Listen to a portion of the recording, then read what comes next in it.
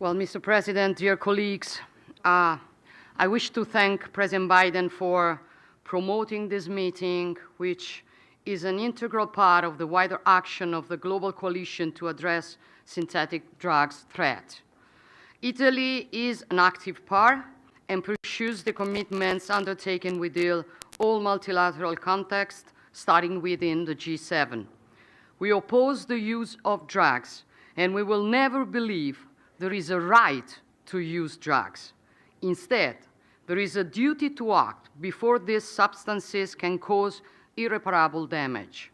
We are certain of the increasing need to convey clear messages. Drugs destroy people's lives. All drugs are harmful, and those who claim the opposite deceive people.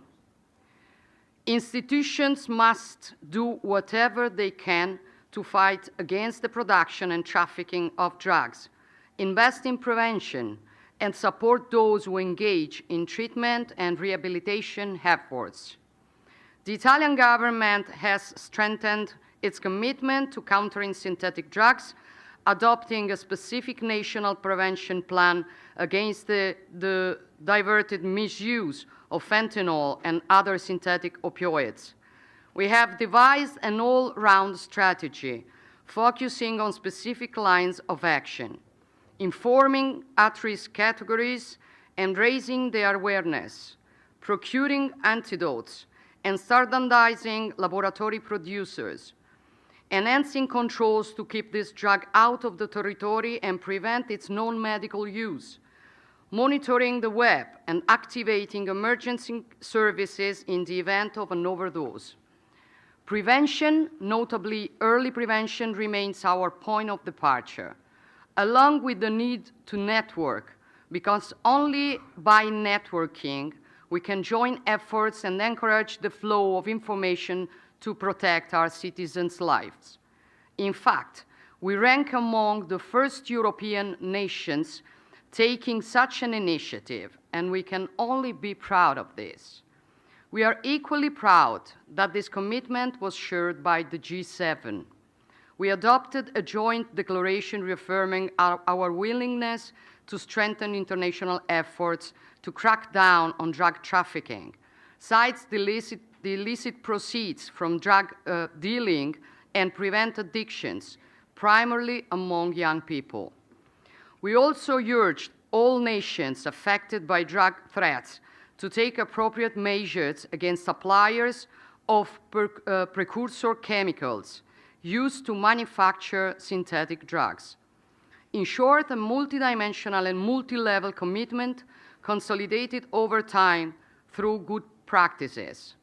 I'm referring to the National Early Warning System for Drugs, activated in 2009 by the Italian Department of Anti-Drug Policies and operating within the EU Drugs Agency's alert system and the mechanism put in place by individual EU nations.